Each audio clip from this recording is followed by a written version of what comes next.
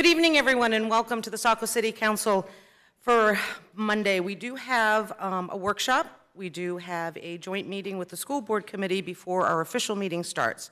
But first off, we have a very, very special recognition for two great teams. The 2024-2025 Thornton Academy ice hockey season was one of the most successful seasons in the program's history. The varsity and the junior varsity programs combined for a record of 34-3-1. This culminating in both programs winning the championship in their respective divisions. The junior varsity team posted an undefeated season at 17 wins and 0 losses. The team scored 62 goals while only allowing 16 and completed the season by winning the Cassavant Memorial Cup. Also to note, I was told that during the championship meeting, no member of the Thornton Academy team was placed in the penalty box.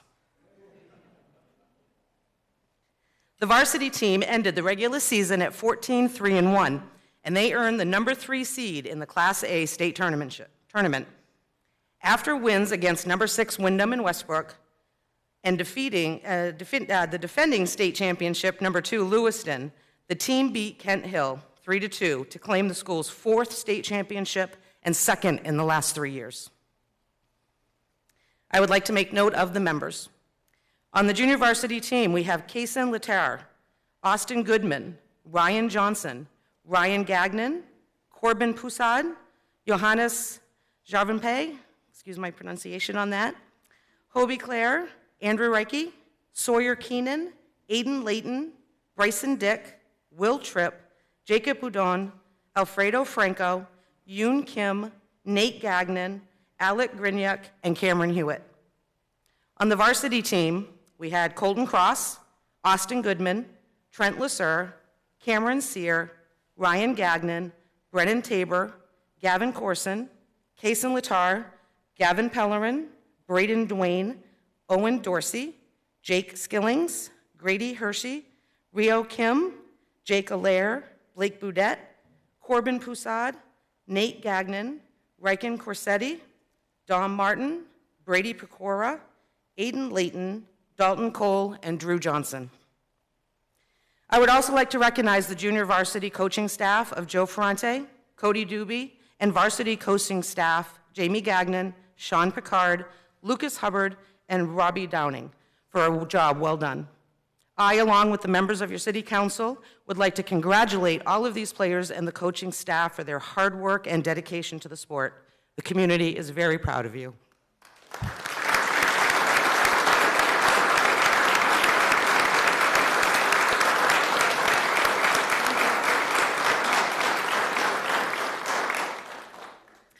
Okay, so what we would like to do is, first off, I'd like to ask the varsity team to head down to the steps. We're going to do a quick photo.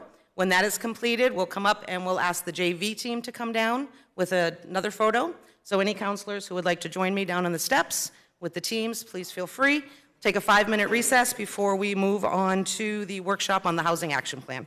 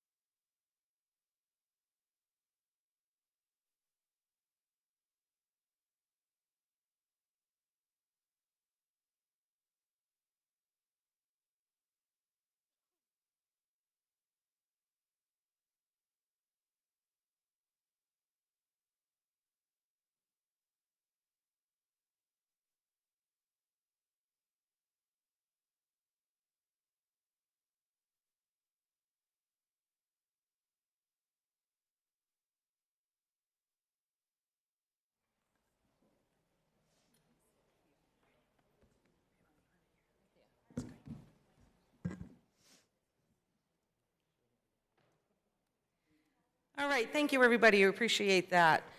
So now to start the Saco City Council workshop at 6:40. We do have members of our planning and assessing staff with us, and we have a workshop to present the Housing Action Plan. Thank you for having us on the agenda tonight. We brought friends again, so we're excited to be with you. We thought it would be best to come to council with a presentation to get us kicked off for the Housing Action Plan. We have no recommendations tonight. We're presenting data that we're going to be looking at. We have basically snapshots of data about Saco. We want to hear from you about what you'd like us to look at as we progress forward. I know I have a slide with some of the things I've heard through previous workshops, so just want to make sure that you know that we've heard you all throughout the leading up to this, but we want to make sure that we know what you'd like us to dig into as we move along further. So again, no recommendations tonight. This is a kickoff of this plan, and we want to make sure it's a very publicly presented initiative. And we also have some listening sessions that we're going to share a little bit more about coming up. So go ahead and get us started. So taking a look, we always go back to that comprehensive plan and the goals on housing. This is going to help inform this initiative. The Housing Action Plan itself is a grant-funded project, $35,000 through the Housing Opportunity Office of DECD, as well as the rest from ARPA funds. You've seen this slide before, so we always come back to this and look at what our comp plan calls us to look at for housing. A plan overview moving forward, I've asked VHB, our primary consultant, chosen through the RFP process, to join us tonight. And so you can put a face to the name, and I'm going to hand it off to her to go over some data they'll be looking at and next steps. Thank you so much, Emily. My name is Christine Grimando, and I am an urban planner with VHB. I am working with a talented group of colleagues. I'm not the only person with VHB doing this work, but I'm here to represent it tonight, and I'm the project manager for it, and you'll be seeing me over the life of the project. So to talk about the plan overview, I think we can actually just move on. I think that was a great intro.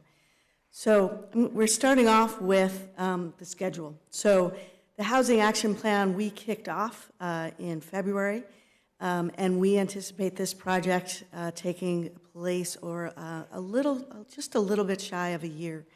And that is time enough to do the technical work involved with this plan in terms of data analysis and writing, but really also making sure that we have built enough time in for a robust public process and ability to incorporate feedback as we go, as well as present a final plan to this body for review. So where we are now, I'm going to talk a little bit more about this, but where we are on this plan, we've had our kickoff.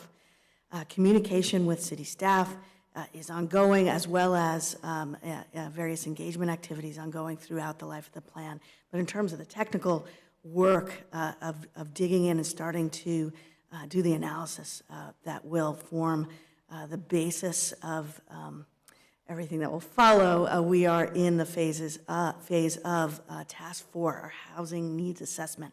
Let's go to the next slide. Let's talk a little bit about public input, and then I'll talk a little bit more about that housing needs assessment. Do you want to mention? Yes, go ahead. So we have actually already scheduled public listening sessions, so they're going to be similar to info sessions. There'll be some activities. Economic development planning, assessing, and other staff members on this team, including from Water Resource and Police, will all kind of shuffle in and out and help work these, as well as communications. So we've already got these dates on the calendars, and we'll make sure they're in your calendars as well. Great. Next. Oh, that's still you, sorry. And then this is what I've just mentioned earlier, what we've heard, and we want to hear more from you as we move forward through this workshop. But so far what we've heard are concerns about market rate costs being driven pretty high, types of density bonuses. Is there an option for workforce housing density, which we don't have right now? Economic development is looking at spaces in the second floors of our downtown and what is the barrier to converting those. I know we've heard parking and some other things, but what holistically is that barrier? We've already started looking at some of the data for that with assessing and the planning and economic development teams. How does Saco plan for its long-term growth relative to housing considerations is a big one. What's our share of housing to provide for the entire state, and when is maybe that goal achieved? We see new growing very fast, and how can we accommodate growth while considering needs of our current residents? City considering private-public partnerships, PP3s, what that should look like. Can we recommend policies moving forward relative to housing? Should the city consider some inclusionary zoning practices that our neighbors have been doing? Aging in place is a consideration and a concern to look at, and then looking at current demographics and what is the long-term housing plan for our community, consider all demographics, all policies, all recommendations, and opportunities available to us. So tools in our toolbox, zoning, and also economic development perspectives. All right. I will just say before I jump into this slide that that list is such a treat to encounter, how the amount of thought that's already gone on to into these topics, as well as your planning documents and work you've done to date. So it's a really rich list to sort of start a project on, to realize so much thought's already been given to this topic. So I'm going to dive in to what we're doing now. Our housing needs assessment. As Emily said, we don't have recommendations. We don't have even our final data yet. We're in the midst of really digging into data to create a sort of robust picture of what is the state of housing and demographics in Saco today as it informs this plan. We've broken this up into a few parts, the built environment and infill analysis, looking at opportunities to growth in areas you've already identified as potentially suitable as areas to grow, doing an overall citywide affordability analysis. And what does it mean to have a fully, an affordable, healthy, affordable housing stock? And what are the implications for where and what sorts of housing composition do we need to be thinking about? And then we'll be doing a policy review, which I've just mentioned is already really rich in this community, I think, for the policy development you've already done, the planning context, looking at things like your comprehensive plan, your climate resiliency work, your recent housing work, and myriad other studies and proactive measures you've been taking, including transportation studies already underway. And all of those things will inform some initial recommendations. So next slide, please. As I said, we don't have final data yet. We're still in the midst of that, but I'm gonna share some initial data, again, snapshots and findings to give a sense for types of questions we'll be looking at and ways we'll be thinking about some of that questions that Emily posed in that earlier slide. Looking at housing in a state context, there's a few reasons to think about it in a state context. One, there's a policy context that is very active right now. The state is taking, as many of you may be aware, having recently gone through the LD 2003 process, state's taking actions in regards to housing policy and requirements for communities that a few years back just hadn't existed, which is really testament to the acuteness of housing issues we're experiencing in this state. And you see that mirrored across New England, across northern New England, and in other pockets across the United States of states saying, we really have an issue here. We think we need to take a different approach to questions of local control. So there's that, the sort of tracking of what might the state be looking for communities to do. But there's also the issue of, that housing issues. There are many levers that municipalities control that are very powerful in regards to housing production and affordability and your built environment and the sort of physical character of your town. But there are many that aren't under local control. So housing markets, demographic trends, and a variety of other things that really warrant that sort of broader perspective of what is going on in the region. So that's another reason we look at that state context. So this slide is addressing the fact that the state has put out housing production goals for the entire state, as well as looking at that regionally by town, by county, as well as different geographies like coastal areas and other areas where they've created estimates for. The big number of that study is 80,000 units by 2030 that I can say, I don't think we're going to hit as a community, but it is a valuable number when you walk through how did they get to that and why. And they divide it into what do we think the historic deficit is, which basically is saying if nothing changed, if there was no pressure to grow, no job creation, no population growth, what do we need right now because we've not been producing enough housing in recent years?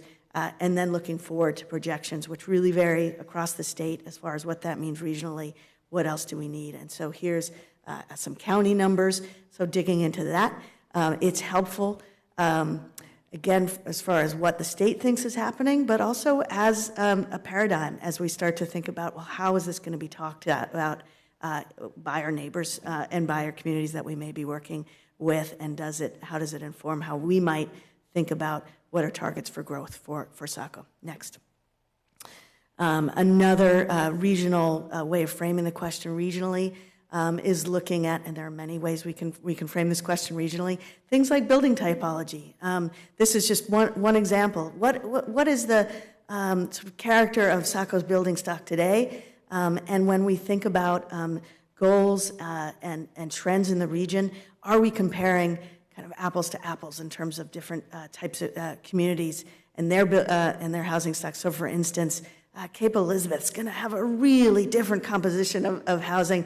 Saco's going to have more in common, for instance, with Bath, and have a lot that's different than Bath as well.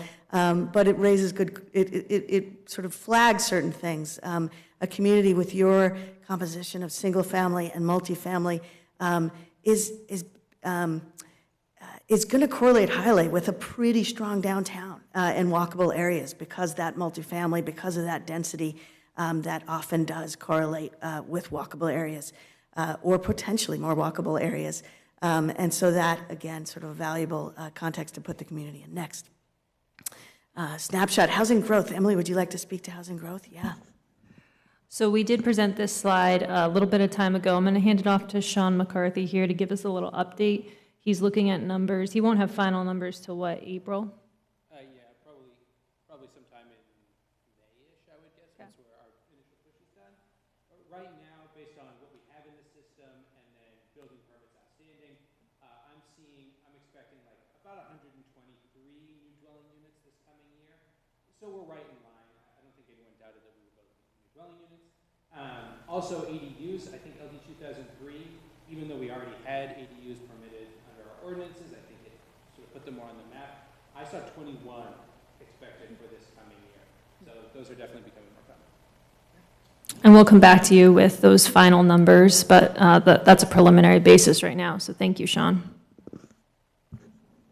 And that's a great sort of bridge slide too. I talked a bit about how do we put these questions in a regional context, and that pivots us to how do we drill down to what's going on here, and looking at permitting trends and housing development trends and where they're occurring as well, where new growth's occurring is tremendously valuable. Looking at demographic trends is one of the things we're doing as well. Where are we seeing growth? What age groups are we seeing growth in? This is, I think, a fascinating slide as far as which age groups. Is that 24 to 30? Actually, my eyes, 24 to 35? 25 to 35, and then we see older populations as well, showing significant increase with implications for anticipated household sizes, what sort of services and entertainment they may need. The graphic on the right showing where we're seeing income increases and where we're seeing the greatest growth, and sort of actually a spike in higher income residents in recent years as well, also telling us something about buying power and potentially paired with those age group and other demographic trends, what people might be looking for in housing and other things. Next.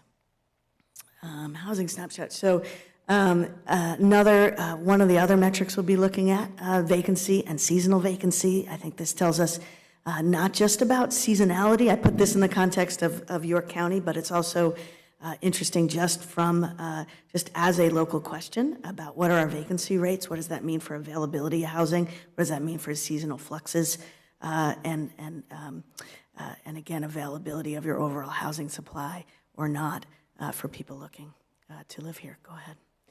Affordability, incredibly important topic for this study, and many things inform what makes an affordable housing stock overall, and we'll be looking at this question across from multiple angles, not just one. I've put one sort of early maps we're developing around what are the cost burden, what are the percentages of cost burden households by areas. I think this is census block or tract. Can't tell from here. I will annotate that, but looking at census data, breaking it down by areas of town, and where are we seeing cost burden numbers, both for homeowners and renters and overall. And cost burden is one measure by where is their affordability strain. So it basically just means if you are paying more than 30% of your overall income for your housing, you're considered cost burdened. And anyone can be cost burdened. You can have a higher than average median income relative to your community, and you could still potentially be paying more than ideally you should be for housing. And actually by income bracket, there's sort of a striking breakdown of who's cost burdened, and lower income groups are more severely cost burdened, but you see levels of cost burdenness across various income groups in town, and it's really, it offers another sort of insight into, where are the strains in terms of housing availability and overall housing costs. And so we'll be looking at affordability as well as tools to address levels of affordability for all areas and all groups and different sorts of households in town. This is just a teaser, really. Next. Housing types, again, I'm just sort of trying to give you a flavor for different ways we're slicing the data. Looking at housing typologies just in the community. What is the breakdown of different housing types? Overall share, looking at your total housing, where do we think the supply is? And then looking at household size, and what's going to be really important, and it's not just household size today and housing typology today, but trends over time, including looking ahead, what do we think these trend lines look like? And starting to pair those things together, and do we have not just overall supply that we think we need, but is it the right sort of diversity of housing in the right places to where we think, what we think household needs are in terms of income, but also overall housing size as well, and starting to try to connect some of those dots in an overall sort of picture of need to ultimately inform recommendations. Next, I think we're getting to the end of the data snapshot. So before I pass off back to Emily, I want to say that's sort of a snapshot of overall, we've been using the word snapshot a lot, but sort of a window in to some of the metrics we're looking at, and the sort of pretty sort of rich data range of ways we're asking these questions to kind of put together a narrative of what's going on here and what are your overall needs, and then the future steps will be not just sort of basing some of our recommendations on what that data tells us, but again, circling back to your policy context. Where have you already identified great needs and areas you think are most suitable for growth, and putting those sort of quantitative and qualitative pieces together in future steps. And with that, so for next steps here, Tracy, who hasn't really made too many comments tonight, Tracy, do you have anything to add here? No. Okay. We're going to be working on public listening sessions. We'll have the first one at Portland Road area focus, Public Works facility. We'll have a downtown focus here in May at City Hall here, and a citywide focus June 4th also here at City Hall. We'll have some workshops in the future to be determined. We haven't scheduled those yet. Those are based on milestone due dates and how the public outreach and data crunching goes going forward. As far as we'll also be having Christine come to the breakfast that we're hosting this month for businesses along Route 1 to help also talk about the Portland Road Master Plan and get some input on that as well. So at this point, we would like to hear from you. If we also are looking at school data and some other data in there as well that we know is very important. So we just didn't want to keep you too late tonight with with all the graphs. But would like to hear from you is if you think there's anything blatantly missing from the list of what we heard slide and some of the discussion that we talked about tonight. Yes, Council Berman. Yeah, thanks, Madam Mayor. Thank you for that presentation. Really, really interesting data, and I appreciate the work. As you know, I think it's critical for what we're trying to do. Just really two quick questions. One is you presented a lot of historical change data, but I know there's been a lot of work on future demographic changes and what we expect, and I just assume you're going to be looking at that also, not just the changes we're already seeing, but I appreciate just hearing you confirm that. And second, there was a substantial amount of talk about housing affordability, which I think is really important, but not so much about affordable housing. And I just want to make sure that that's going to be considered also, and how we can increase our proportion of affordable housing, not just general housing affordability, if that makes sense.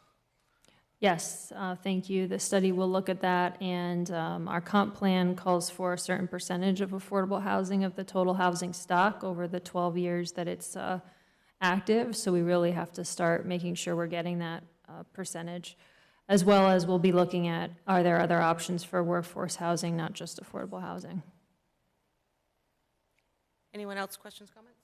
Councilor Hatch? Thank you, Mayor McPhail. Just a couple of things popped into my head as I was watching the lists go up on the screen here. Density bonus for workforce housing. I did submit a suggested workforce housing definition to be added to our ordinance, which you're currently working on. I think that my research, limited as it was on the definition of workforce housing, there's a fairly strong connection between workforce housing and affordable housing.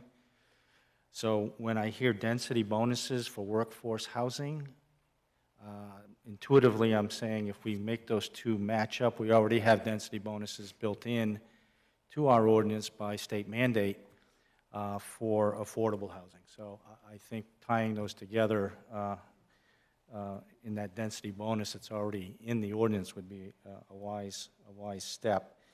I was happy to see, and I just want to make sure that I interpreted the data. When we talk about residential permitting data, we're talking about units, not permits themselves for structure. Is that correct? We're talking about residential dwelling units. Units, okay.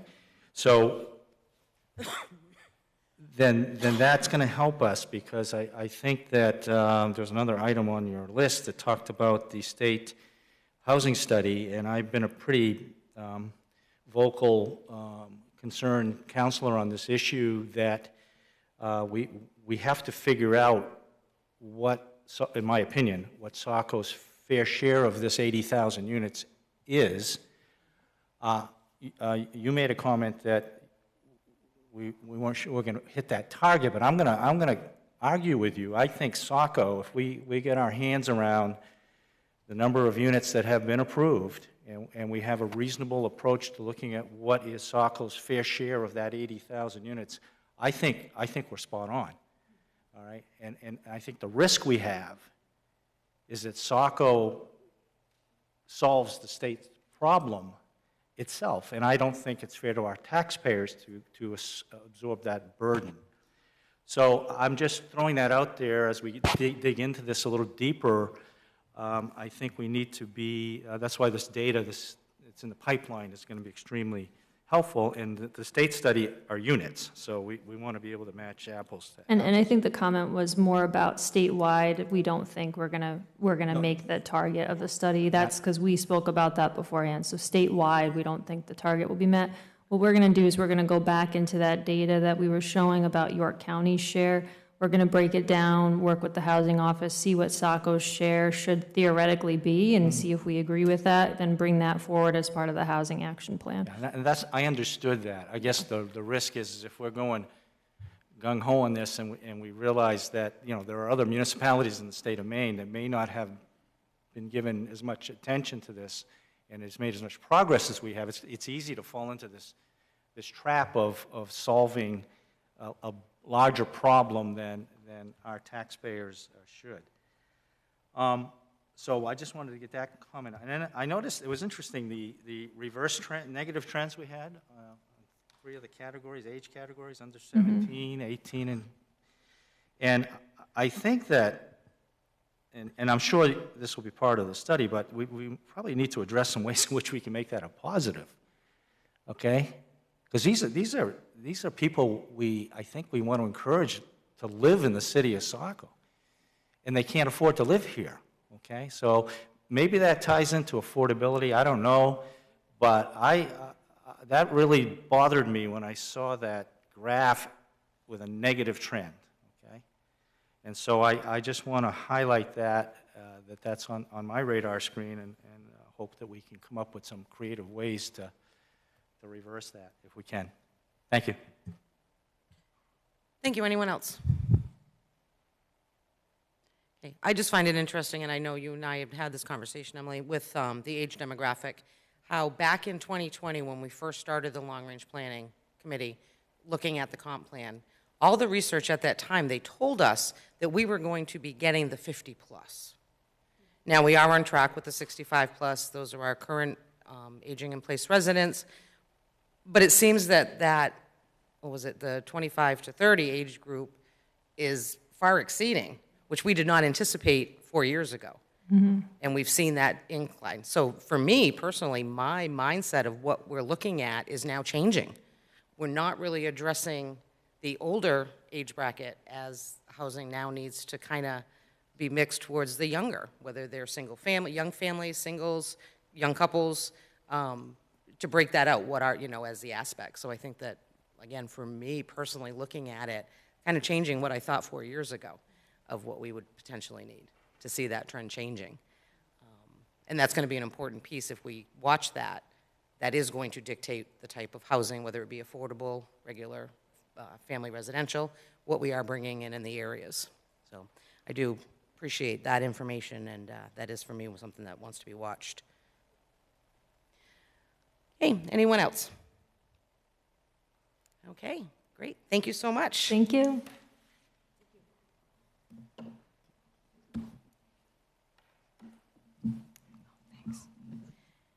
Okay, we'll just take a minute while the school board comes up and gets themselves settled.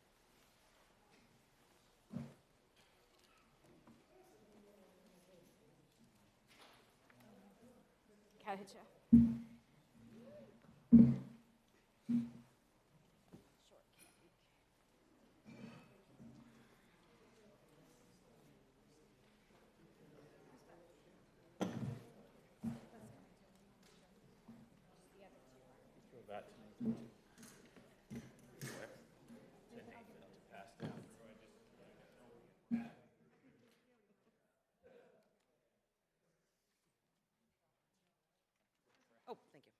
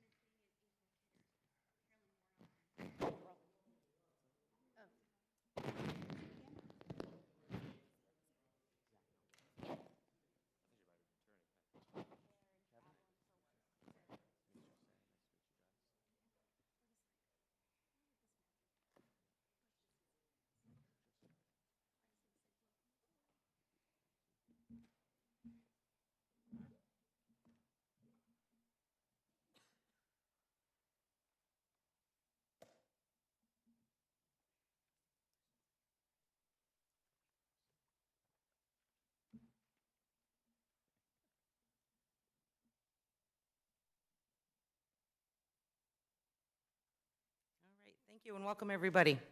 So I would like to note that we are starting the school board budget presentation and workshop at 7:10.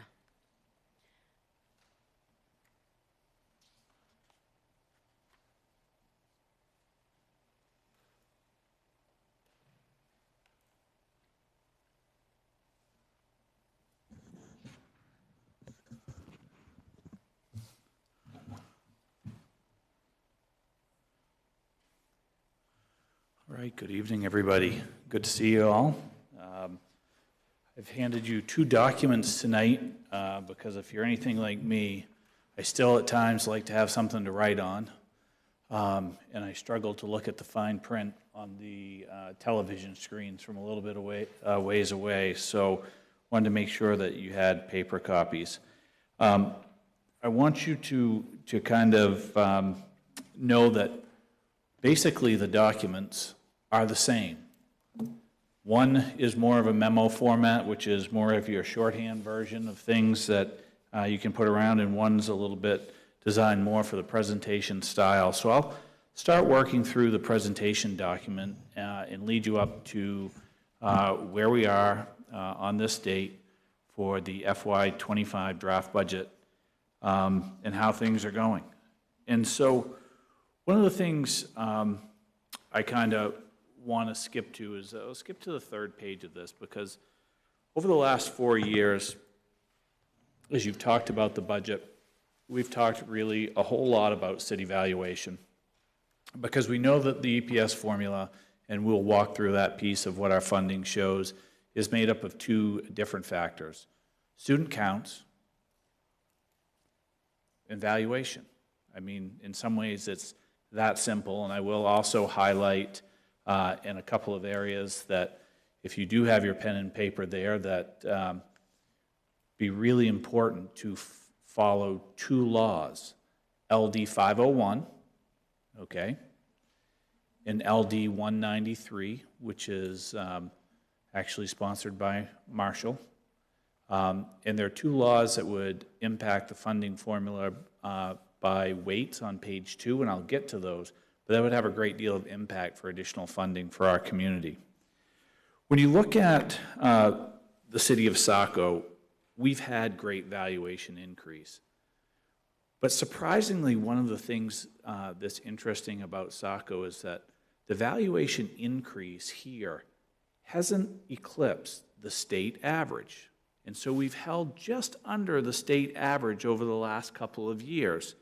And so what that means for us as a city is that when you have a student population that in the state tends to be down, it's down like 20%, it's down like 20% in 19 years. We're losing a percent of students every single year across the state. Ours is relatively average, it's the same. It doesn't, fluctuate up and down a ton, other than that we know in our situation here, there's an expectation that the hotel project will come to a close unless something is done in the governor's budget. And we've got 60 to 80 students from time to time that's in our population that in future years we could see that go down, which could have a significant impact on our budget. And I'll get to the why on coming up. But the valuation has stayed just underneath the state rate. And when we look forward to even the next budget season, we're going to see that the state's valuation pieces actually continues to grow faster than Saco's on a whole. And so that's pretty good news for us, even though having a much larger valuation in all of the state still places money on your taxpayers and the ability to play based on the amount of valuation that you have. So as we break into the formula, I want to walk people through this, and for the school committee, this is like the 2nd or 3rd time they've seen this information, and for you guys, it's like the 3rd or 4th time that you've seen something similar over the years. But when you look at the funding formula and you look at your 279 printout, the first thing that you look at is a 2-year average of student counts, and that's on the top of the first page. And when you look at that piece for page 1, because we are a municipality that houses pre-K through 8, with high school attending a private academy on a tuition basis, you're only looking at the number of elementary students in that count. And so our average is 1927. Now, the next piece is your staff rates. So what the state does is they look at your formulas, and they've had a formula for several years that dictates what the floor for staff ratios must be, meaning that you have this number of students, this many staff, and what that average should be. And we are at 0.87, which is actually a fairly decent rate because that does include not only classroom teachers, but we've had to add some ELL staff. We have title staff in that piece, and so we are at 0.87. When you look at guidance, you look at 0.79. And some of this is not necessarily an overstaffing that anyone say, because this is the floor, but we also have some configurations currently in the district, so when you have a building here and a building there, it kind of equals one, what you need. But as we move into 3 years from now, that may look a little bit different as we readjust to what our staffing ratios would be. And that goes down through all of the subcategories up into where it would say administration, where I would, this is your principals in the building or clerical staff, where if it's a 1.0 something, they're technically thinking that you are kind of understaffed in that scenario. So you get a little bit of a factor for additional subsidy.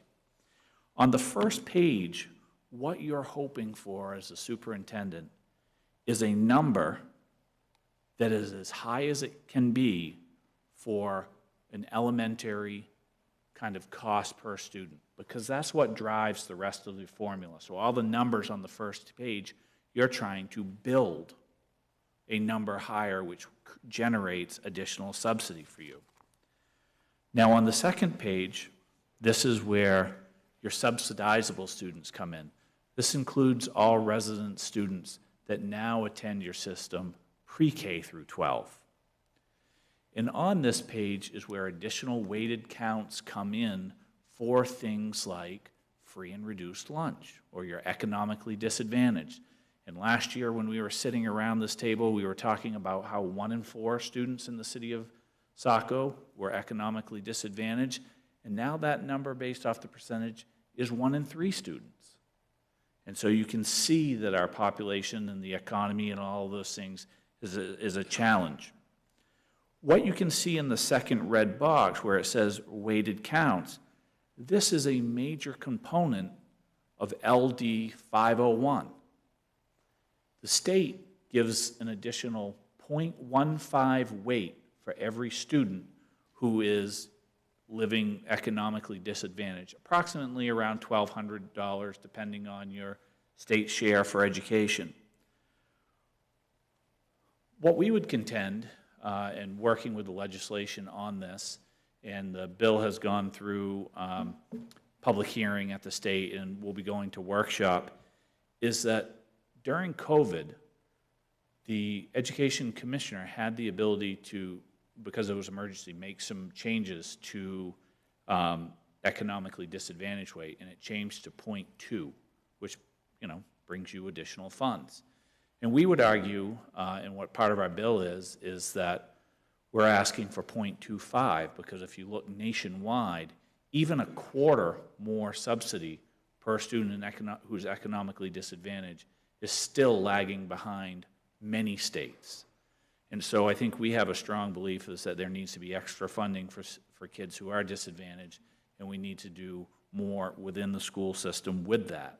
Additionally, knowing that your service center type communities, you tend to have more of a situation of higher free and reduced lunch, more homelessness, those types of pieces, which is very different to a community who may be receiving 50+% from the state and have 8% free and reduced lunch. Classrooms look different. Classrooms are different, and we know that. And so trying to, you know, impress upon our legislatures that it's time to kind of really put our money where our mouth is. We know what's right, we know what should be done, and now we need to have a formula that reflects some of that. The second piece on this page that you won't see there is what Marshall's working on, is that we know we have 100-plus students each and every year who are in a homeless status, and there is no additional weight for homelessness.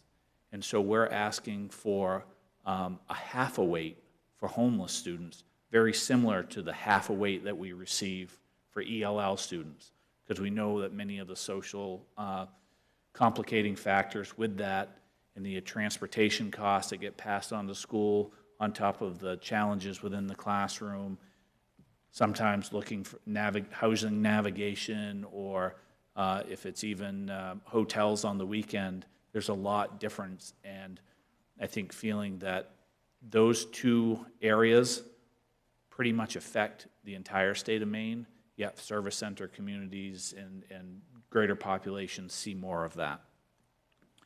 So when you continue to look at that second page, you look at all of these weighted counts that help to build you something called an operation allocation total. Again, trying to get that number, the higher it is, the better it is for your community off the first two pages on your student counts. On page 3, you begin to look at reimbursement counts. And these are situations where what you spend on gifted and talented is reimbursed, what you spend on special education is reimbursed, what you spend on transportation, what you get for approved bus leases. We were able to get one more bus this year that would be paid for with state subsidy as we continue to replace all of our cycles, our teacher retirement costs. And then as you go to the bottom of the page, you have two additional pieces for us. This is where our lease space for the pre-K building comes in. So we still have another year, this is the last year of that. And IVF, which is insured value factor, is paid back to us at 6%. We pay 7% to Thornton Academy. Also in this line, later this year, you're going to see an additional column, and I'm going to explain this during the revenue sheet. We must pay our first payment on the bond anticipation note this year, which is approximately $1.1 million. The reason that money will come from the DOE, but that they're unable to show that on this chart until the bond is sold. And then once the bond is sold, the money will come in a change to the formula, and we'll get it, and you'll see that on the revenue sheet. So it's a little bit interesting as how that's done, but they have that earmarked for us, and I've confirmed that. And then once that we go through that process, it will be changed, and you'll be seen on page 3 of the 279. So when you continue to add up all those numbers, you're looking at what your municipal allocation is needed. And then they say, okay, what is the 3 years valuation of the city? And you know that ours is almost $3.3 billion that went up 320-something million this year. And it says, okay, this is what the city of Saco must raise, okay? What it must raise in order to get all of the money that is going to come in subsidy, which is $20,122,000. When you now look at the contribution from your state share, okay, your state share is $21,118,000. And as I look at this, guys, and I'm forecasting ahead, I'm seeing a small error. And so just give me a couple of seconds as we come to the revenue sheet.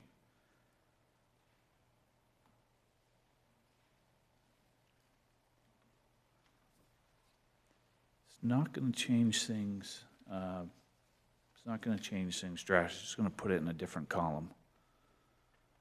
Hold on just a second.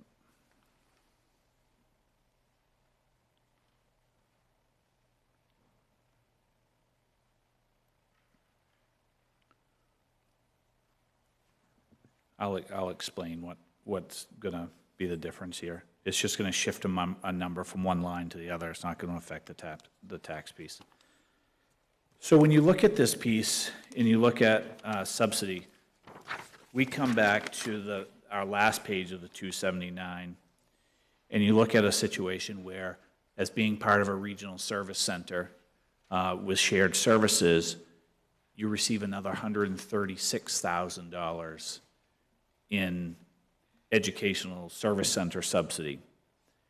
When it's all said and done, and you're looking at the city of Saco, next year you're going to be responsible, based off the 279 and the 279 only, the state share is going to be 51.21%. So the state's going to pay for a little bit over 50% of education here, which is a pretty decent thing based off all the factors that kind of go against us. The overall impact of the funding formula is that you're going to receive $1.6 million more, which is a great starting point. What I want to do now is go to the next page and draw your attention to cost per student of where we are in Saco. And when you talk about where we are in Saco compared to the rest of the state, you will see on this is that we fall kind of in the local area, kind of right in the middle. And these are your costs for regular instruction, special education, administration, system administration, and I've included in green across the bottom kind of the state averages. When you look at what our spending is as a community of $17,347 per student, that's our dollar for dollar expenditures, you can start looking up the chart and say, okay, what are some of the other communities around us spending? And so we're right square in the middle of southern Maine. You can see that when you look at our economically disadvantaged, we are higher than some of the others. In our state share, this is from last year, okay, so it's the end of last year. But you can see that if we were some of the other communities in southern Maine based off population and their expenditures, there would be a whole lot more money funneled into education. Just comparison pieces. I also want to then draw your attention to Saco student demographics over time. And when you look over time to kind of highlight our community, you'll see that our student numbers are slightly up from the years before, but also just remember that we have some additional students that may not be in our community later this year. You can see that our economic status is climbing, and 915 of our students, or 32.21% overall. Education, special education, we hover right just over 18% of our students in special education, and 8.55% of our students are ELL students. So that's who we are as a community. So as we started to prepare for this budget, I wanted to talk about a few things that we added to start with. And based off our ratios of ELL students, which again may be something that needs to be revisited once we know more about the governor's budget and where we shake things out, we've added 1.5 ELL teachers and 3 new ed techs, trying to keep our ratios similar with other districts in the surrounding areas. Really, when you saw the growth through the year, we haven't been able to hire. It's been very challenging. It's also very challenging to find somebody who is ELL certified. That's one of the major challenges that we have. but we'd be looking for an additional 1.5 teachers. We'd also be looking for an additional teacher at Young School. After the budget process last year, and we looked at class sizes, the board made a decision to fund an extra position for the current year out of other savings. And looking at those class sizes, that is something that we'll need to continue. If class sizes on the Young School side of town continue to rise, we will be faced with having some conversations this summer about having to redraw those lines. And I suspect that over the next 3 years, just based off growth in the city, we may have to have that conversation anyway. Our preference, obviously, would be choice situation, is that there'd be volunteers based off daycare or others and try to work that into it. And certainly never any intentions to split families or do things like that. But, you know, if Nathan had 2 young kids and said, hey, that just works out better if I could take both here because of daycare, we certainly would not get in any ways to help balance some of those class sizes. And I think that we'll have to continue to look at the incoming class sizes at Fairfield School. They're a little bit lower this year. And, you know, one of the things that stands out to us is the price of a home on that side of town. That's real. And so that's something that we'll continue to look at. As we continue to refine the budget, we'll look at software programs used throughout the district versus developed curriculum. I think many of us who have young children or others, grandchildren, whatever, is when we're at school, I'm not sure how much time we need during the day on devices. I feel like our kids get plenty of device time throughout the day. We need great core instruction. And so some of those things where you've added software over time or during COVID or during others, we really need to study the amount of time kids are on there at school. Software is not direct instruction. Software is there to supplement things, and that's a curriculum conversation that we need to continue to have. Capital improvements at SMS, continuing towards making that building as good as we possibly can by the time we move into some other buildings. We've done a lot there. We continue to have some things that we want to fix, but we're really on it making a good path forward on that, and really still having the goal of hoping that that last portable that's in our district by the time we open up the new buildings can be replaced by something permanent, and I believe we're on our pathway to do that. Examine our fund balance. You'll see on our revenue sheet that our fund balance is very strong on the school department side. We technically had to repay you guys some money when I first came on, and now we're in a situation where we don't have that anymore, and we have a strong fund balance.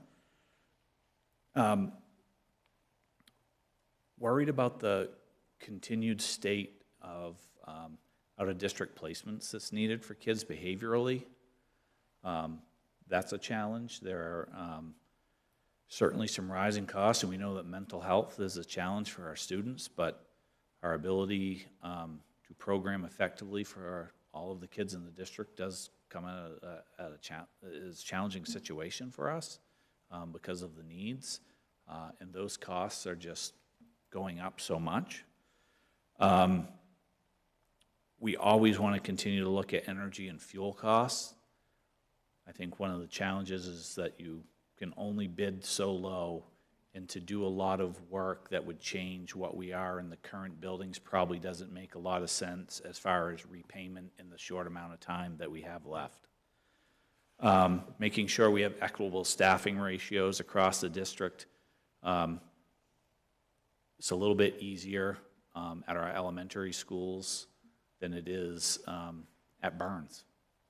Burns is a tough one because you're just out of classroom space. And it's not a situation that we love there. And then also, you know, looking at the staff that we'll need as we focus on that new building and making a good, strong transition and pre-planning and thinking about those pieces so that hopefully we right-size and get the pieces in place So we're set to go day one and not having to make too many alterations just prior to that. When you look at where we are on the revenue side of things, you'll see that this budget represents a $4.3 million increase, or 8.25%. I want to draw your attention that $1.1 million of that $4 million is from the debt service state payment, which will come back in revenue. When I kind of hurried about a typo a little bit, when you look at the revenue side where there's kind of that highlighted box, that needs to drop to the $20,000 number of required local share, and the difference just needs to add on to additional local. I just got to swap the numbers a little bit, but it's not going to change any of those pieces. When I look at main care and Medicaid, I've gone back and forth the last couple of weeks on this one, of knowing that I could put a little bit more local money in and that we are doing really well on main care right now. However, based off the state budget situation and some of the other news coming out, I suspect that those payments are going to be delayed. And so I'm cautiously clawing back a little bit to be a little bit more conservative in this, and then still worried what reductions to main care could come over the next several months. But I know that we have money in fund balance, that if there was a shortage, we can cover that. I just think it's probably better to be, a little bit more conservative in these areas if we don't have to be. So what this brings to is a situation that when you look at adult ed goes up $3,600, you're looking at about a $1.477 million increase to the taxpayer, or 4.69% today. Now, obviously, things will change. In this budget, we have a 10% increase built on health insurance increases.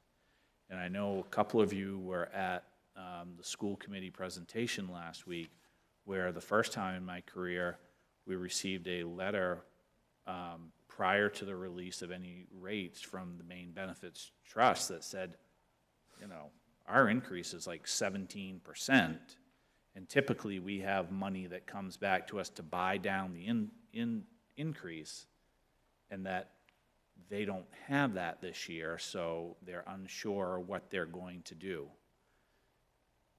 Our experience rating is not good this year compared to what it has been in other years, and 17-something% is not something we've seen any time in my past 13 years of superintendent.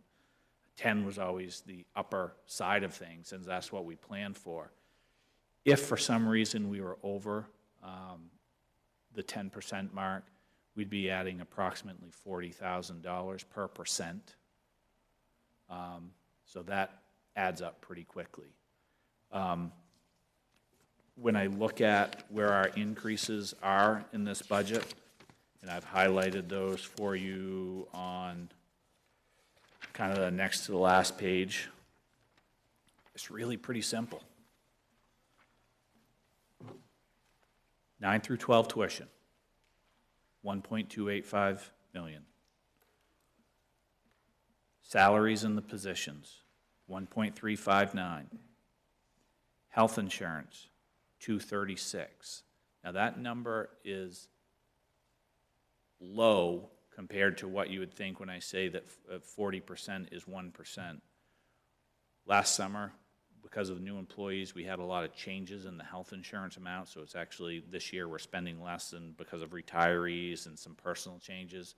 But when you look at the 10% difference, it's $236 more than the prior year, not what we're currently paying. Benefits is $128.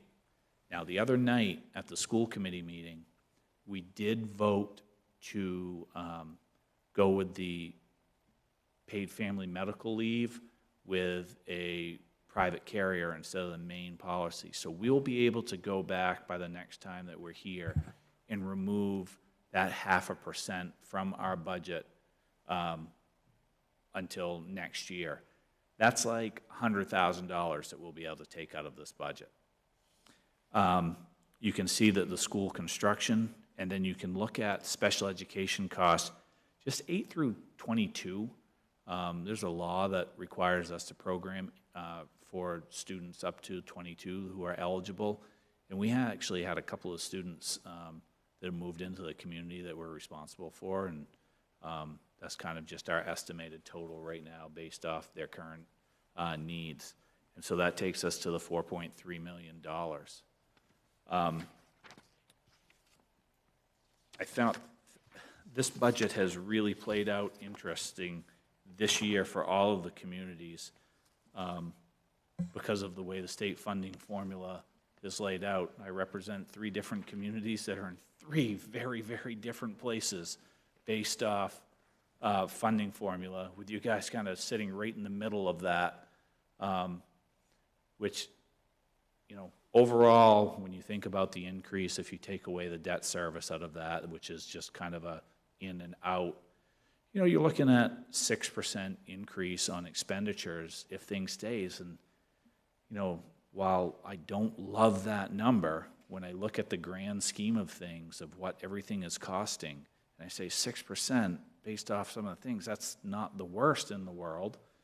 And then when I look at a situation where I know we'll have another 100,000 that can come out based off the PFMLA, and you look at, you know, 4.6 to the taxpayer, I feel like we're in a solid starting point, waiting for some guidance and looking at the things that we can plan for or what we can't plan for. I do not know what the impact will be at the hotel until the governor's budget ends up, and I don't know if people will stay in the community or not. So I couldn't say to you, yeah, we can take a half a teaching position and 2 ed techs. I don't know that yet. We don't know what summer move-ins will cost us. I don't know what additional money will be needed if health insurance goes up, but I do know that there's 100,000 we can take off because of the paid family medical leave, that if a couple of percentage comes our way, I'm feeling like we're kind of in the worst case scenario. You know, I kind of given that worst case scenario within reason for us. You know, and then I go back to the piece that, you know, it's on the last page, is that we have a fund balance after this year, not counting any carryover this year, that's at $2.3 million that we built up. I've been clear with you guys that we wanted to repay that piece. We wanted to have a strong fund balance going into the new schools, and, you know, we still have work to do at SMS, and my goal was that there wouldn't be any more big asks. We'd just maintain where we're going, and that if we could replace that modular sometime before the opening of that using fund balance, we could be, as a group, like, okay, we got to where we needed to be, and our schools are now in really, really good shape. The other piece that I would say is that, you know, as we think about the future, it's important for us, whether it's this budget and those coming up, to remember that we do have debt service that will come on board. So we need to plan for that piece and be thoughtful about what our increases are leading up to that. And then I think that, you know, when you have such a large project like that, there will probably be some things that we say, oh, I wished we had done whatever. And I think one of those big is, you know, working with Dawn and Public Works around, you know, the site for just snow plowing and making sure we have the right equipment. The other, I would say, good news is that there was a local state project that came in well below their estimates when it went out to bid, which is a very promising sign for us. And so overall, you know, other than wishing I had a couple more classrooms at Burns, which can't just do that and make that happen, I feel like we've put a fairly good budget forward that's consistent, trying to ask for what we've asked for. Over the last couple of years, we have had some reductions, and we'll continue to refine some things, looking at the population of students that we have over the next several weeks. Obviously, knowing that we are only one half of the municipal budget, and we know that it's our job to balance off with what your needs are as well, and we have to make those decisions together. But I feel like we're in a pretty solid place to start with, and hopefully this is something that, with a few tweaks here and there, we can put forward to the voters for another successful referendum. So I'm happy to take any questions about this piece. Great, thank you very much. Any questions or comments for Superintendent Ray? Councillor Hatch? Thank you, Mayor McPhail. Good job with a tough task. I had a little head start on my fellow councilors. Councilor Gunn and I had a boring, was it Tuesday or Wednesday night? We came to the school board meeting to catch up. And I'm really glad I did, because it not only gave me a jump start on tonight, but it gave me a fair amount of time to think through some of the things that you were saying. And in the interim, ironically, if anybody saw the Saturday Portland Press Herald front page article, if you haven't seen it, go get it and read it. The front page article was entitled, "Report Will Assess Funding Formula That Some Say Doesn't Make the Grade." And our own superintendent is actually quoted in that article. I found that very, very, very interesting and insightful. And the crux of it really talks about what Jeremy had said earlier, is that the current funding formula, which is about 20 years old now, doesn't take into consideration what are these rapidly growing needs, special ed, multilingual, homeless students, all these things that maybe weren't as acute 20 years ago have really crept up on us. So I had that piece of info, and then I'm actually blessed. I have my twin daughters, Sarah and Stephanie, are school teachers. Sarah is a kindergarten teacher in the Falmouth system, and Stephanie is a first grade teacher in the South Portland system. And you talk about the tale of two cities, but we've seen the publicity associated with South Portland, and unfortunately Mr. Berman's wife works on the staff there, so she's in the middle of it as well. And so I had a little conversation with my daughters on Sunday night. It's a nice thing to do, but we talked business, and I was quite taken aback by some of the constructive comments and the realization that everything I'm reading is absolutely spot on accurate, that the demands in the classroom for our classroom teachers are unbelievable. All of these pressures, we try to staff to help, but Stephanie was telling me a couple of years ago she had, this is a first grade class, she had 7 of her students speaking a non-English language, and it wasn't the same language, there's seven different languages. So these are all real issues, and I think the message I got from my kids was, as a counselor, having to deal with, we got to fund now, but we got to think a little bit about these trends and how are we going to deal with these things moving forward. And I think we need to just kind of put these pieces of information. But Sarah particularly suggested to me that for her, in her view, the key to long-term success in dealing with these issues is having an extremely robust pre-K, where we can, assess and preemptively intervene. She gave me an example, and she's the kindergarten teacher. She has a student this year that missed out on pre-K and has become a major, it's a lot of work, and Sarah's a dedicated teacher. She does everything she can with the student. But it's almost like if we spent tried to spend more time up front getting ahead of the curve, then as these kids get addressed and move through the system, it saves us money, was her point. You spend a little up front, you save a little bit down the road, and I thought that was a pretty insightful comment. And then, of course, she also, Stephanie suggested that we keep an eye on class size, and I know that's what you're doing. You're working hard at that, but I think we have to really try to manage that. And this all costs money, okay? I'm smart enough to know that, and I'm a taxpayer. I have no kids in the school system, but I'm okay, because my kids got taken care of when they were in the school system. So, but it's not an easy task. So I think I just want to encourage you to keep plowing forward. We deal with this budget. We've got a new school coming. We got work to do between now and then.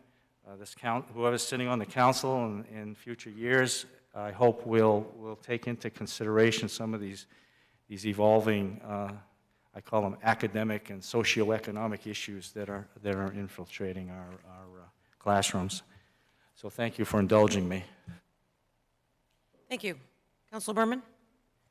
Yeah, thank you, Madam Mayor, and thank you for the budget presentation. I really appreciate it.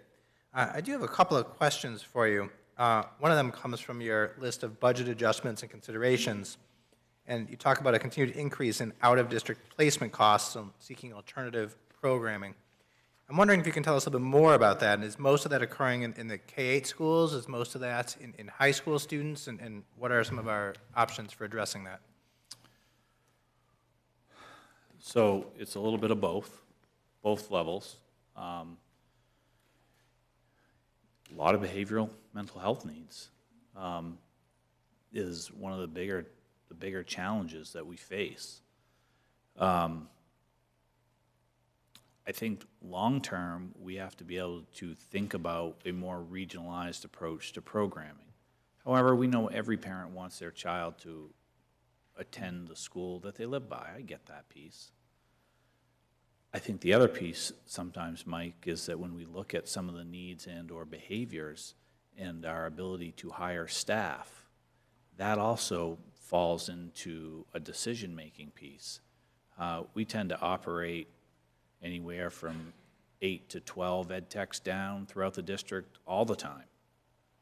And, you know, sometimes we would give somebody a pat on the back, like, all right, we filled one, and then like a day later, it's okay, there's another resignation that comes in. And I think that, you know, obviously pay is one piece of it. The job is the other piece of it, and the challenges it becomes. And what used to be, and this will be really interesting with a, you know, let's say there was a 15% insurance increase. When we talk about the quality of insurance that we offer staff, and then you're making an hourly wage of $23, $4 an hour, and then you think of paying the 15% of something that costs $12,000, that cuts into it too. And so you have many different factors that make it an unappealing situation for 180 days at 35 hours a day. I think the other piece is too, and there's another bill that we testified on the other day, LD 165, myself, some of the central office staff sent in, and a principal from at least all of the districts that I supervised went and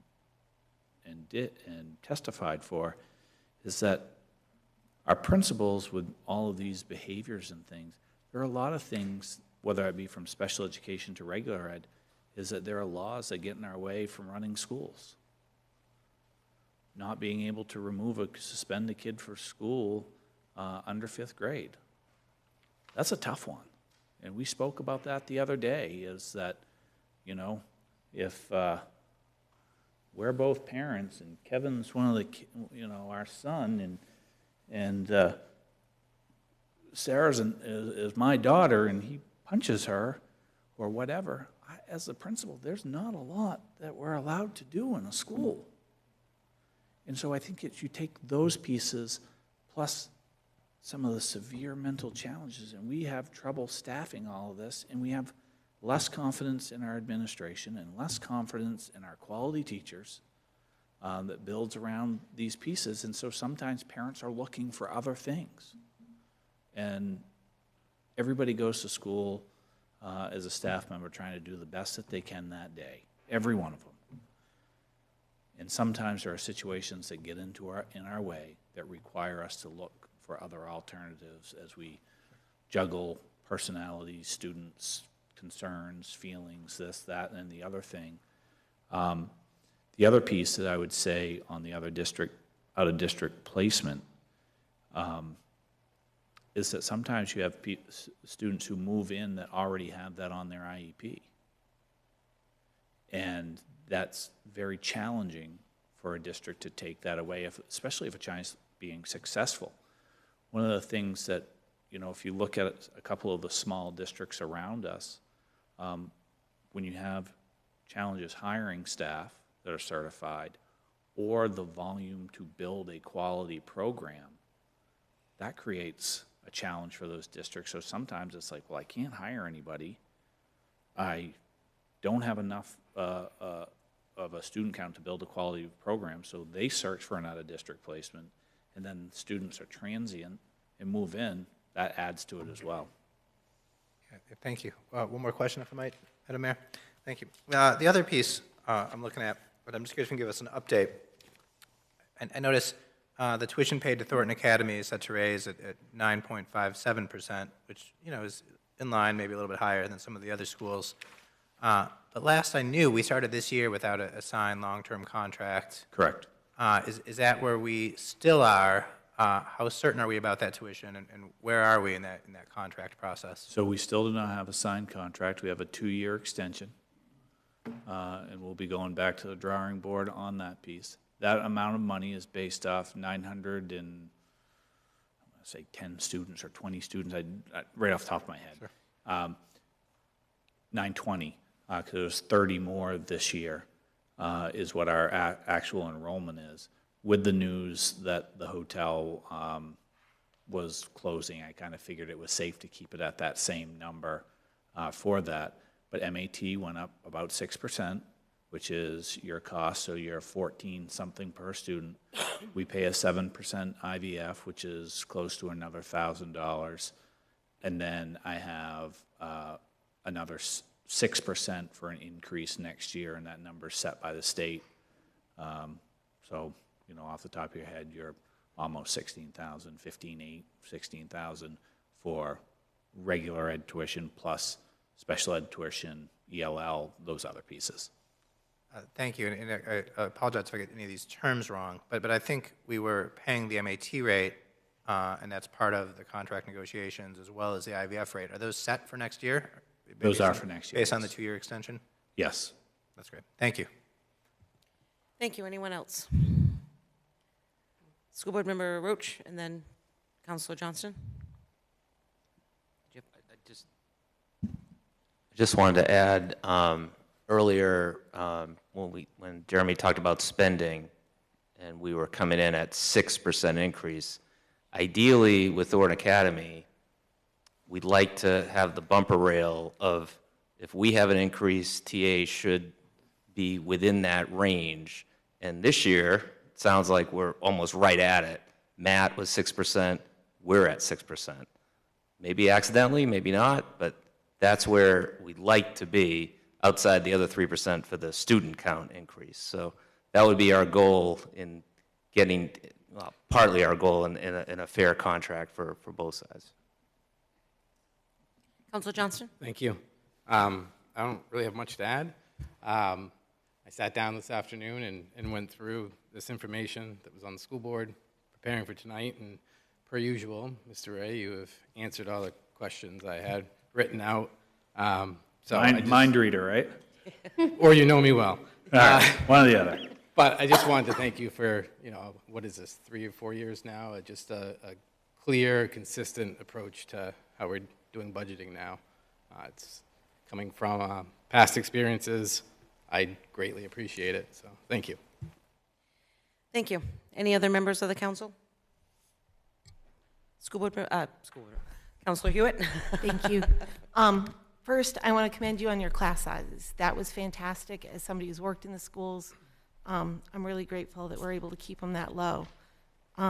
Also, quick question on the Thornton Academy. Yep. How many times have we met to try and resolve this? We haven't met this year since that piece. We've gone back and forth over the summertime, but we have not met this year. We have a 2-year extension and haven't met this year. Okay, so you don't feel it's important that, 20 to 30% of our students attend there, that we have this resolved? I think that we presented options back and forth, and I think it's a two-party situation that is resolved. I don't think that's any less important to me than it would be to Thornton Academy and their feelings on this. Okay. And also, as someone who's worked for you as an ed tech, I'm not surprised to hear that there's unfilled positions. I've heard different things from staff, and if you'd ever like to meet and hear things that you think might make it more attainable for ed techs to continue to work, it might be a discussion. Sure. Okay. All right, I would like to share with the counselors what I shared with the school board in relation to Counselor Hatch's comment from his daughter about the importance of pre-K. I actually know somebody, a family member, who just accepted a position in Gorham. Gorham is starting a brand-new pre-K program, excuse me. It is not required by the state. There are still many municipalities that do not have it. When they found out that she was from Saco, they were very impressed, and they expressed to her how Saco pre-K is a model for the entire state. Our pre-K is known to all the municipalities. They watch us, and it is a very high-level effort that we're putting in by all of our staff, all of our administration. So again, it goes, we're not required to do it. It is a choice that school department made. And yes, does it cost some money? But it is definitely making a difference in our community. So I just wanted to let everyone know that as far as our pre-K, yep, we are right on board, and it is an excellent program. Any questions or comments from school board members to the council? School board member Roach? This is just to do with the timing of the housing presentation that was done. I had talked privately with economic development and city administration about the new school that's coming on board 3 years. It is imperative and also a benefit to the city if we can cross-market to the region that we're going to have this new school.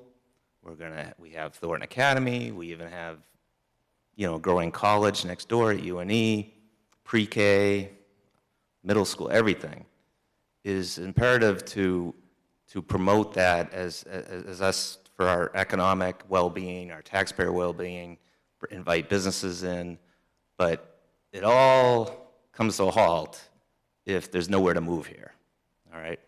So, we can pat ourselves on the back all we want, but our student counts have been flat or down, and we can congratulate ourselves how great this place is to live, but if we don't have the housing, and it's imperative that we, affordable housing or housing that's affordable, that we put that on to the developers and the landlords, that if you're going to get benefit from the city of Saco, you better be making these housing decisions now.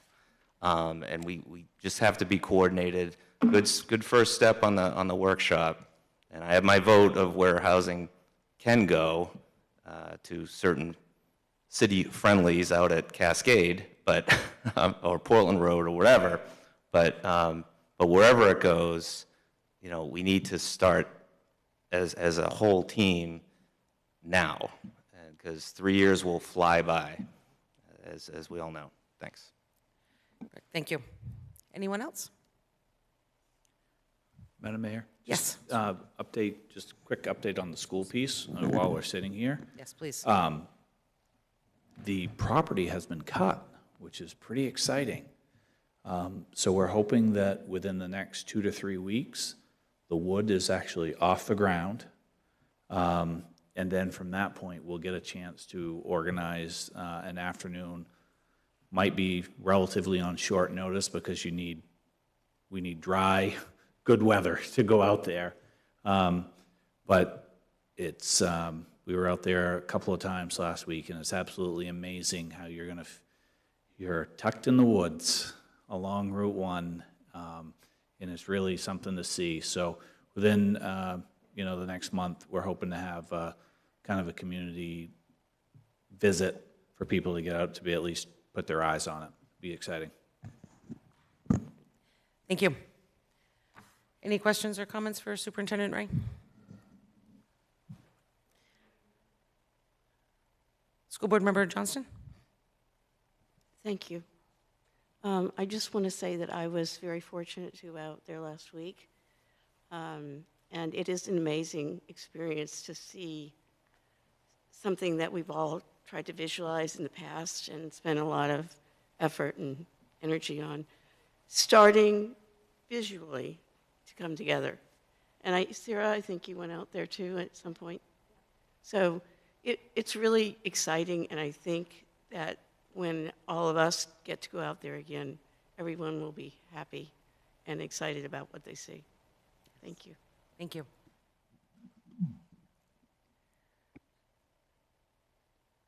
Anyone else? Okay. Yes, we're set.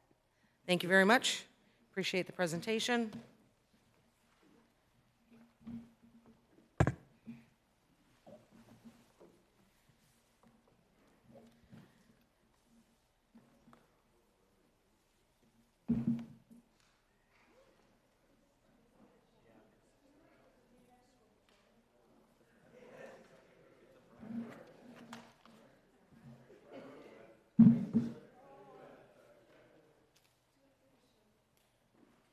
Okay, I would like to call the official City Council meeting to order at 8:07. I'd like to make recognition of all members of the council present with the exception of Councilor Edwards, who has been excused this evening, and we also have City Administrator Bahenko. Would you please join me for the Pledge of Allegiance?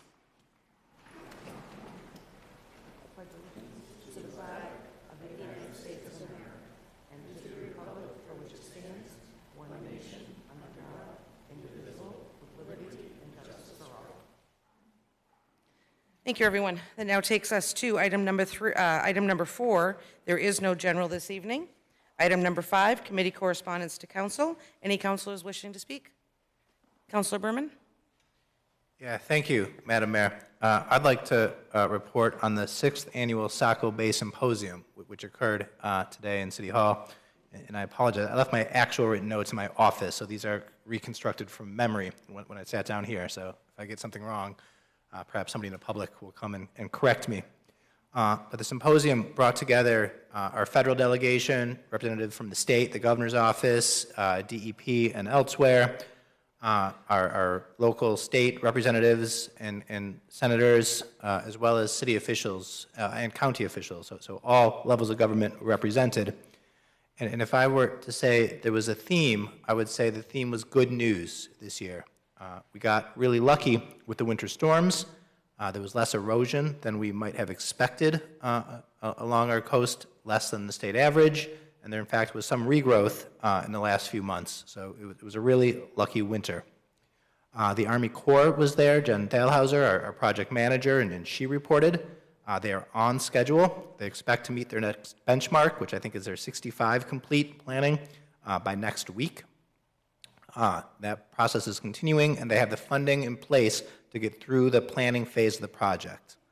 On perhaps a bad news front, there was some uncertainty from our federal delegation about the status of some of the funding. The congressionally delegated spending that passed last year has been pulled out for further consideration, and so the status of some of that funding is unclear. It may be resolved in the next week or two. Nevertheless, the Army Corps reported that they are continuing along, assuming that it will be resolved and the funding is still there. The County Beach Management Project is also making progress. They filed the initial maps with FEMA, which were all accepted, and that's good news. and that progress continues. Also on the county level, obviously the dredge didn't happen this season, but we seem to be well on track for next year, and that partnership is going well, and Saco is a priority. There was also substantial discussion about how we can best help individual property owners, and we can communicate recent changes in permitting that have occurred at the state level, as well as state grant opportunities that are related to municipalities, although they'll affect some homeowners also. I think the Saco Shoreline is continuing on those efforts, and for those who haven't seen it, the Saco Shoreline Commission now publishes a regular document called the Saco Shoreline Journal, and you can find that on the Saco Shoreline Commission website. Thank you. Thank you. Anyone else? Okay, not seeing anyone seeking recognition. Moving on to item 6, that is public comment this evening. If you wish to speak, please step forward, state your name and address for the record, and you will have 3 minutes to address council.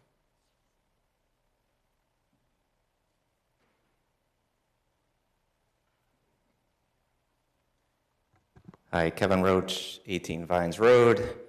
Remove the school board hat, put the SOS Saco Bay hat on, and Mike, thanks for mentioning everything, but I'm just here because I'm already here to thank the city for co-hosting our symposium this morning. I concur with Mike, every observation he has. I just would like to encourage in your budget process that, you know, things are in flux, of course, with federal and state government, so everything the city can do to support our citizens on the shoreline, and for all our citizens that enjoy our beach and shoreline, to just you know, continue your ongoing support. And another great symposium this morning with everyone coming together, and thank you for everyone that could make it during the day today. Thanks. Thank you, Kevin. Okay, anyone else wishing to speak? Okay, not seeing anyone seeking recognition. Moving on to item 7, that is the approval of the minutes for March 10th, 2025. Is there a motion? So moved? Motion made by Councilor Hatch. Is there a second? Second. Second by Councilor Berman. Yeah. Okay, any discussion on the minutes? Okay, roll call vote. Councilor Parks? Yes. Councilor Gunn? Yes. Councilor Berman? Yes. Councilor Hatch? Yes. Councilor Hewitt? Yes. And Councilor Johnston? Yes. Motion passes 6-0. Okay, that now takes us to item 8 for consent items. We do have one item. That is the cancellation of the April 21st, 2025 council meeting. Is there a motion to approve the consent item? So moved. Motion made by Councilor Gunn. Is there a second? Second. Second by Councilor Hewitt. Any discussion on the item? Okay, roll call vote. Councilor Parks? Yes. Councilor Gunn? Yes. Councilor Berman? Yes. Councilor Hatch? Yes. Councilor Hewitt? Yes. Councilor Johnston? Yes. Motion passes 6-0.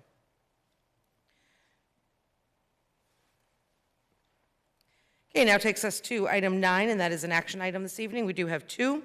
First, item A, one reading, is to amend the restated lease agreement by-in between Toddle Inn Daycare and the Saco School Department, which is a department of the city of Saco, and that is Councilor Gunn. Thank you, Madam Mayor. Superintendent Jeremy Ray, on behalf of the Saco School Department, has provided an amended and restated lease agreement with Toddle Inn Daycare for the City Council's review. The purpose of this agreement is to continue operation of the pre-K program at the Toddle Inn location on Wiley Road on new contractual amounts. Lease terms are outlined in the agreement and further detailed in Superintendent Ray's March 6 memo, both attached as exhibits. Be it ordered that the City Council approves the amended and restated lease agreement by and between Toddle Inn Daycare and Saco School Department, which is a department of the City of Saco. I move to approve the order. Motion had been made by Councilor Gunn. Is there a second? I'll second. Second by Councilor Berman. Any discussion or comment on the items? Councilor Berman? Yeah, thank you, Madam Mayor. Well, concerned about the location of the Toddle Inn and some of its history, and wishing we could bring the pre-K program entirely into our current buildings, I'm aware that that's just not possible right now. And given the strength of our pre-K program, we've already heard about that tonight, and really, in my view, the essential nature of continuing to support that program and the services it provides our students, and also knowing that we're in the process of building new buildings that'll provide permanent, right, city-owned space for the pre-K program, allowing it to continue to thrive and grow. And also really recognizing the work that the superintendent and the school administration has done in creating a fair lease that brings us down below the current prices and brings it into the realm of what we can afford. And really just the simple impossibility of finding other space to house our pre-K program. I'm supportive of this. But I just really wanted to make kind of that rationale clear.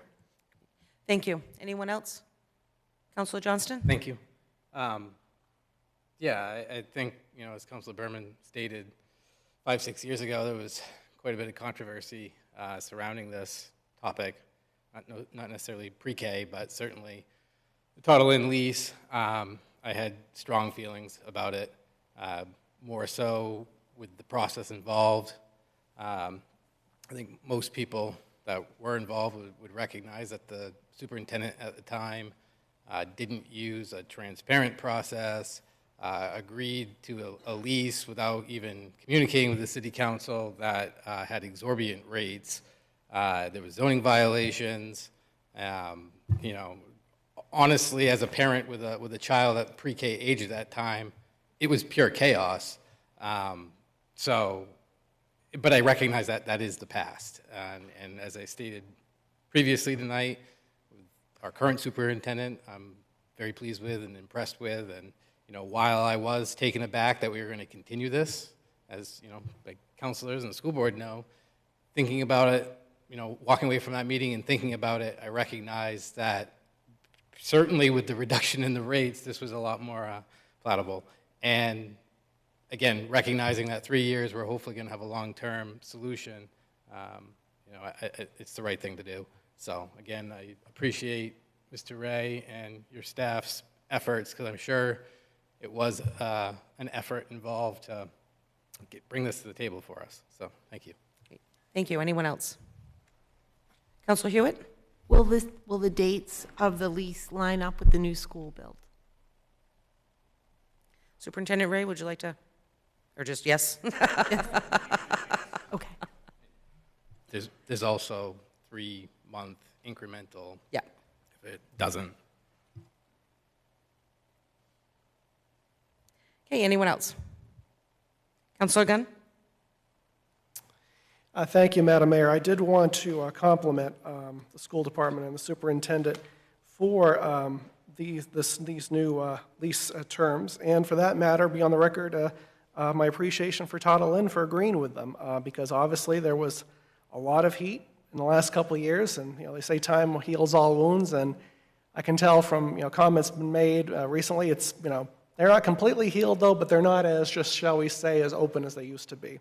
And while I fully agree with the sentiments of what got us here, and truth be told, the public was perfectly right, because we got a new superintendent and a new school board out of it, because they knew it was not a prudent action on behalf of previous school board and the superintendent. But nevertheless, years have passed. It's a great operation in terms of what our kids are getting out of it, and a logical and common sense bridge that's going to get us to the new school. So I endorse it, and at the same time, I want to thank everyone involved in the school department for their efforts to getting us, past the past and to this point where it's going to make sense for the kids. Thank you. Thank you. Anyone else? Okay, roll call vote. Councilor Parks? Yes. Councilor Gunn? Yes. Councilor Berman? Yes. Councilor Hatch? Yes. Councilor Hewitt? Yes. Councilor Johnston? Yes. Motion passes 6-0. Okay, now takes us to item B, and that's one reading, order to authorize lease purchase of new maintenance vehicles, and that is Councilor Hatch. Thank you, Mayor McPhail. The City of Saco is purchasing several pieces of equipment with an aggregate amount of $797,461.75 through a lease purchase agreement with CN Financing, Inc. CN Financing, Inc. is seeking an order to authorize the lease purchase by the City Council. Be it ordered that the City Council approve the order entitled Order to Authorize Lease Purchase of New Maintenance Vehicles in the principal amount of $797,461.75, and that an attested copy of this order be filed with the minutes of this meeting. I move to approve the order. Motion has been made by Counselor Hatch. Is there a second? Second. Second by Counselor Johnston. Any discussion or comments on the item? Counselor Hatch? Thank you, Mayor McPhail. I was wondering if I could address a question to our Finance Director designee, if that's possible? Sure. Yeah. Jennifer, it's your first time up here, so we're going to... She's nervous. Take it easy. Yeah, so take a deep breath. I have a very, very easy question for you. One that I know the answer to, but I want the public to hear it for certain. I have no doubt. I'm glad you know the answer. I hope I do as well. Yeah, there you go. The question I have, I'm assuming that that this has been budgeted, and I know that that's the case. It is.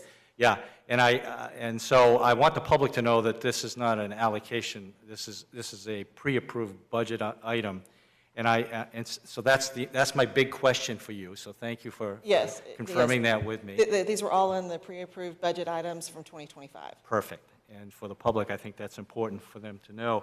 And then I'd also like to thank the administrator for bringing this before the council.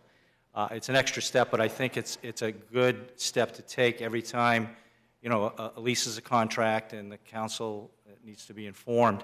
And I think it just really helps the transparency of all that. So I'd encourage us to continue doing that moving forward. All right? Will do. That's Thank easy. you. Yeah. Thank you very much. Thank you. Okay, anyone else? Okay, not seeing anyone. Roll call vote. Counselor Parks? Yes. Counselor Gunn? Yes. Counselor Berman? Yes. Counselor Hatch? Yes. Counselor Hewitt? Yes. Counselor Johnston? Yes. Motion passes 6-0. Okay, that now takes us to item 10, and that is the administrative update. City Administrator Bahenko? Thank you, Your Honor. Just wanted to talk about a couple things, primarily the budget schedule, which I have posted on the website, as well as giving you it in the administrative report. I won't go over all the dates, but we are busy every Monday in April, except for Patriots' Day. So those are coming forward to you. The other area that I want to talk about was changes to the Facebook live streaming. Saco's Communications Department has received notice of a change in Facebook policy that will affect the platform archives of city council meetings and other live stream meetings. Beginning June 30, 2025, Facebook will automatically delete live broadcasts that are older than 30 days. Current video streaming and storage archives also include both the city website and the YouTube channel. This practice will continue to provide redundant backups to prevent any loss of data. The city will continue to live stream city council meetings on Facebook as our residents have expected that. But Facebook live streams will disappear from Facebook after 30 days beginning June 30th per Facebook updated policy, but we will have those still in place for people to view as they want. We will archive those. But we wanted to bring that to your attention in case constituents were concerned. Great, thank you. Any questions or comments for the city administrator? Okay, not seeing any. Item 11 this evening, council discussion and comment. Any councilors wishing to speak? Okay. Not seeing anyone seeking recognition. Takes us to item 12, and that is an adjournment. Is there a motion to adjourn? So moved. Motion made by Councilor Hatch. Is there a second? Second. Second by Councilor Johnston. Roll call vote. Councilor Parks? Yes. Councilor Gunn? Yes. Councilor Berman? Yes. Councilor Hatch? Yes. Councilor Hewitt? Yes. And Councilor Johnston? Yes. Motion to adjourn at 8:24 passes 6-0. And thank you, everyone, and have a great evening.